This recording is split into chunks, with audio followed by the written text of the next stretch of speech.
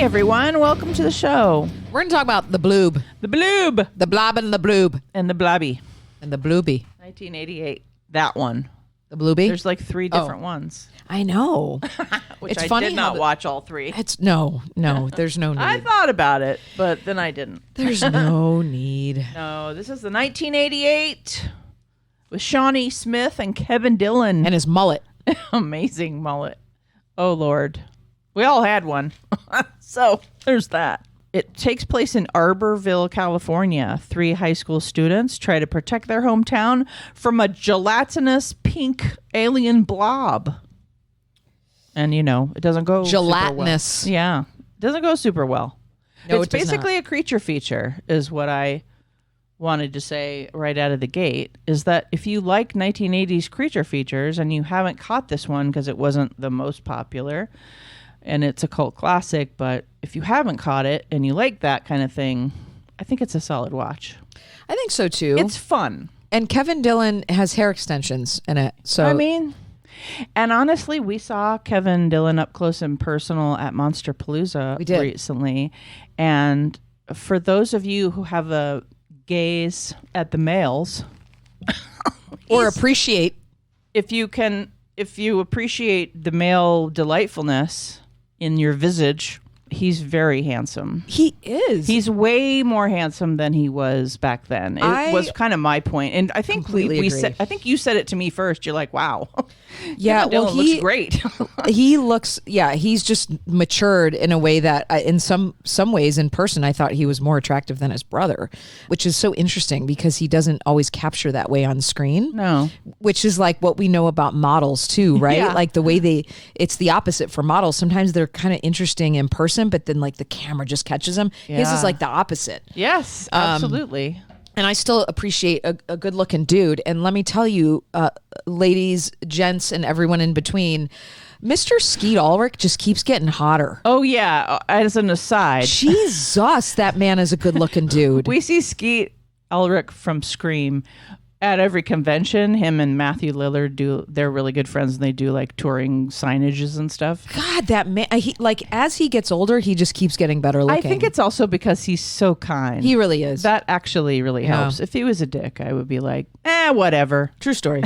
Anyway, back to the Blob. True story. Anyway, the Bloob. Boys, 80s boys, 90s boys. Shannon, did you know that this was based on a hilariously true story? I did not go in knowing that. No.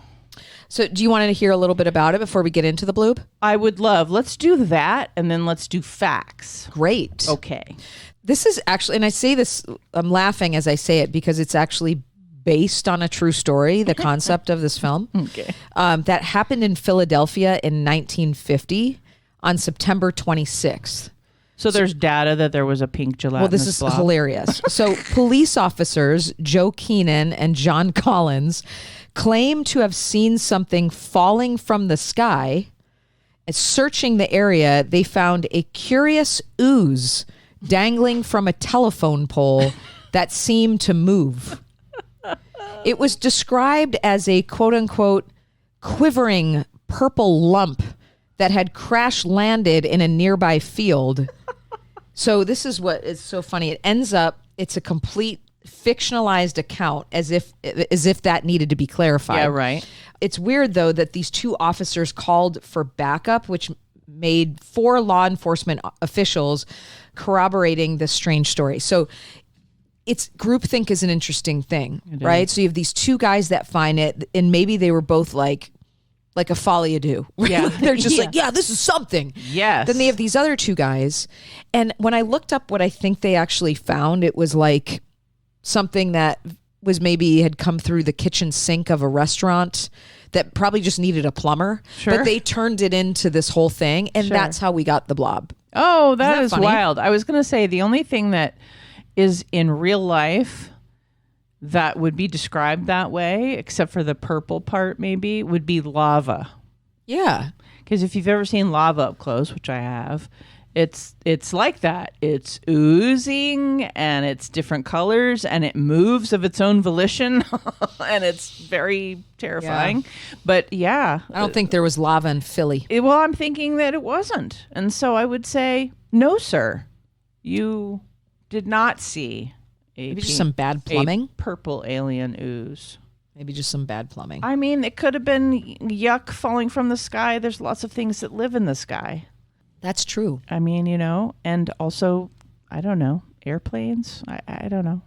Things fall from the sky all the time. Yeah. Well, it was the Bloob. We're lucky we don't get hit with them more regularly. But anyway, let's do a little thing that we like to call Blooby Facts with Girl. I like how it rhymes with booby. It does. Blooby. Number 1. Okay. Before director Chuck Russell made The Blob, he directed the 3rd film in what franchise? Got it. I think I know that one.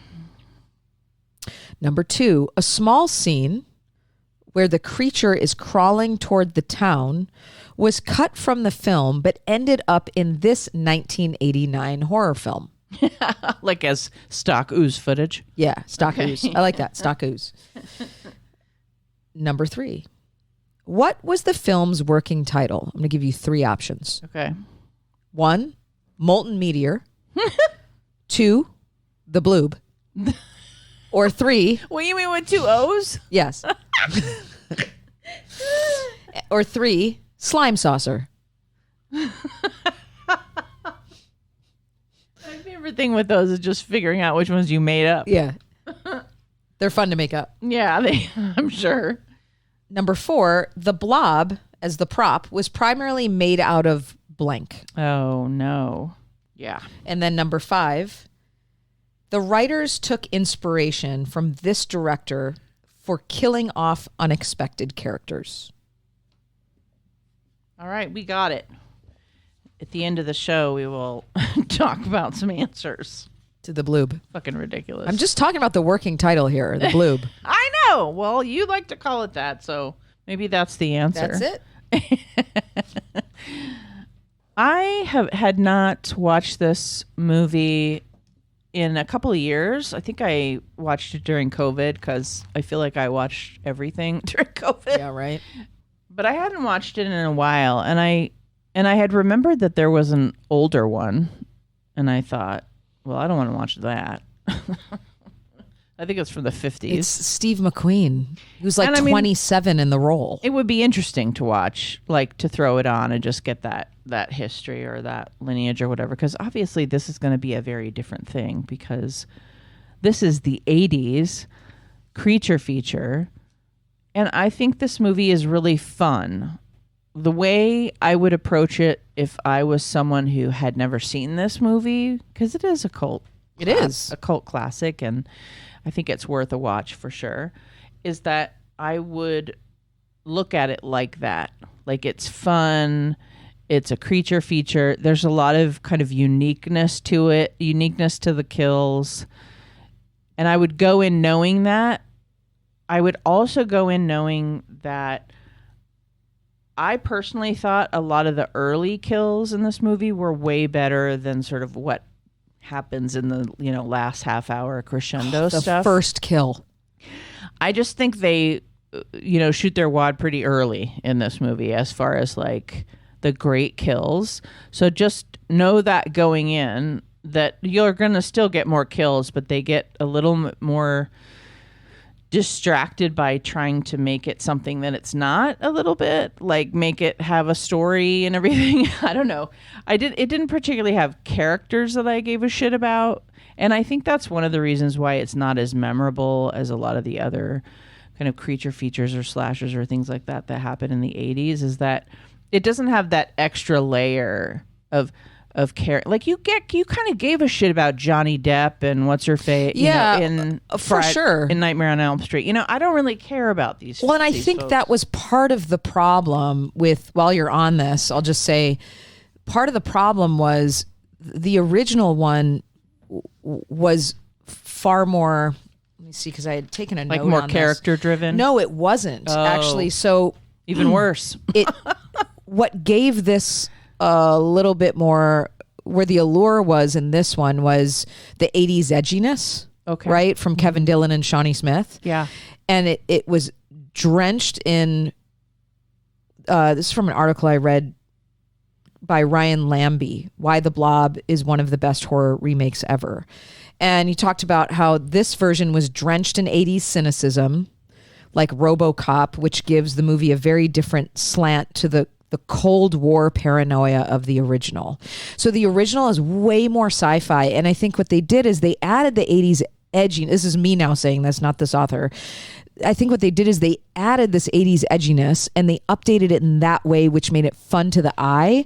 But the characters remained just as dry. Yeah, I agree with that. I haven't seen the original, but what if I believe you. What you're saying is true, and it makes sense with the cultures of the times, right? The 50s were doing a lot of sci-fi, what's in space kind of stuff because we End of the world. Yeah, end of the world. There was a lot of that, so I can see why they would make it into that because often it's what's happening in the culture is what Hollywood makes movies about. And in the 80s, it was a lot of what are teenagers doing in suburbia and and how can we make this fun and light. And, there was a lot of money in the American culture in the 80s. It was an uptick. It was a boom. It was life is delightful, even though, of course, it was not. It's got that. So it's got that lightness and funniness and campiness to it. And it's like straight out of the 80s. And what you're describing sounds like it's straight out of the 50s. Yeah. And in fact, this is what has been said when I was looking at reviews of this is one of the reasons why this film didn't do as well as it now does as a cult following is because the 70s and 80s were so saturated with 50s and 60s remakes.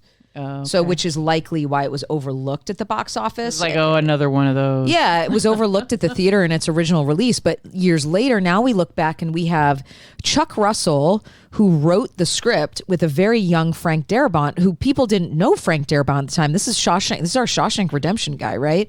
So now we're watching this. In retrospect, we get to look back and go, there's some really great creatives on this film. And they had an opportunity at the time to actually use CGI, but they decided, they almost used CGI, but the practicals were used instead. At the very end, right before they started shooting, they said, nope, we're actually going to use animatronics and puppetry to bring the Blob to life. And this was all done by Tony Gardner, Chet Zar, and Bill Sturgeon of Alterian Studios. So I think that's also what made it really charming, is it still had the 80s practical effects. But unfortunately, people didn't know these names as well. Kevin Dillon was a nobody. Frank Darabont was a nobody. And it was just, in a lot of people's mind, a replica of another film from the 50s. So I think now we can appreciate it. Yeah, it just fell completely flat. It did. Yeah. But watching it now, I do think, I don't think it's not my favorite cult movie or what have you at all. But it's so fun to see Chuck Russell's lineage too. Mm-hmm. And the movie that he did right after the movie that's an answer to one of your trivia facts. This is the movie that he did right after, so it was really famous and really popular. Mm-hmm. It was a huge deal, and so coming into that, there would have been a lot of curiosity.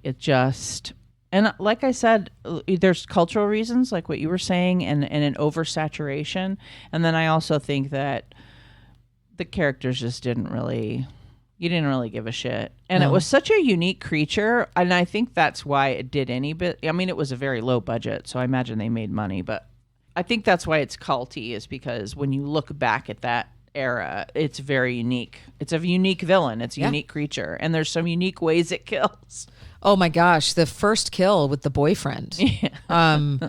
That's my favorite kill. I agree with you that the kills were, a lot of the really good ones were early on. I wonder if they're like, oh, we went over budget, now we got to slow down. If they may not have shot it, they oftentimes don't shoot it in order, but no.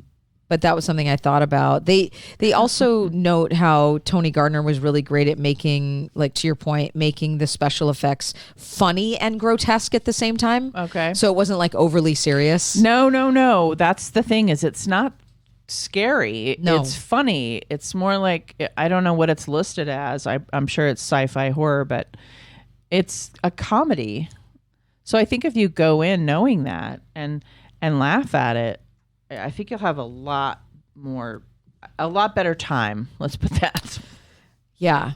I think so too. If you were to look back at this, would it be one of those where I'm like, I was rooting for the Blob, or I was rooting for the people, because you were saying like, I'm not really attached to any of these characters, but did you find yourself still wanting the people to live, or did No, I just wanted kills. Yeah. Yeah, it was one of those, some slasher movies or some creature films, because this kind of has a vibe of a slasher where people are getting killed off. It's always the people you care the least about get killed off in the first few kills. That's a very slasher trope, and then builds towards the heroes and the heroines and the final girls and all that.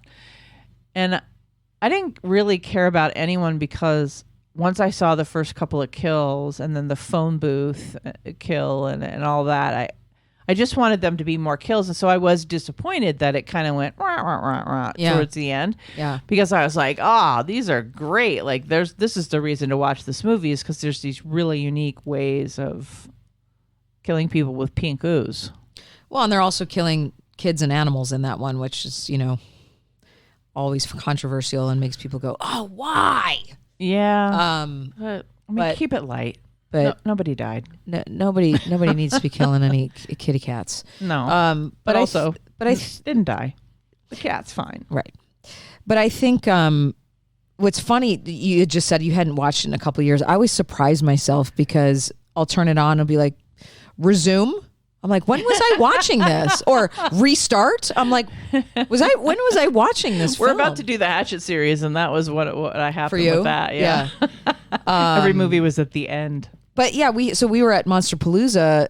We're going to do a Patreon episode on that. So if you're a patron, listen in. We'll talk about our experience there. But Shawnee Smith and Kevin Dillon were both there. They did a lot of throwbacks. I mean, they always do, but it was a lot of 80s and 90s this year, which was cool. They did a panel on the Blob, which I didn't attend. But I didn't either. So they had a lot of those kinds of panels from that period of time, which is kind of cool. Yeah. So I guess let's get some answers to the old Blooby Foxwheel Girl. Blooby. Blooby. Bloobage. Let me find the bloob. I think I would have called it the bloob. That's a lot better. So before director Chuck Russell made the bloob, he directed the third film in what franchise? Nightmare on Elm Street. Dream Warriors. Yes. The best one. The best one. Seriously. The hospital puppet scene. The one. Number 2. A small scene where the creature is crawling toward the town was cut from the film, but ended up in this 1989 horror film. I do not know. Ghostbusters 2. Oh, that makes perfect sense. As part of a slime attack on New York. Yes. Isn't that cool? Very cool. I'm glad they got to use it. Number 3. What was the film's working title? Molten Meteor, The Bloob, or Slime Saucer? The bloob is yours, so I know that. You already tipped your hand on that one. I'm going to go with the Molten Meteor. Correct. Although I like Slime Saucer as well. Saucer. Slime sausage? That just sounds dirty. The Blob was primarily made out of blank. I don't remember the science word for it, but wasn't it like something that they make milkshakes with? No, it was silk. Oh, isn't that interesting? And I think that's what allowed it to move the way that it did. Oh, okay. Yeah. There were other things, but that I was was talking more about the goo. Oh, I'm not sure about the goo. Okay, I was talking about the bloob. I thought it was made out of goo, and then the goo would... Oh, okay, anyway. We could go down that. The writers took inspiration from this director for killing off unexpected characters. Oh, I really don't know. There were so many. Wes Craven. Alfred Hitchcock. Okay. I mean, I could just throw out a director or two. You probably would have gotten it. Well, maybe.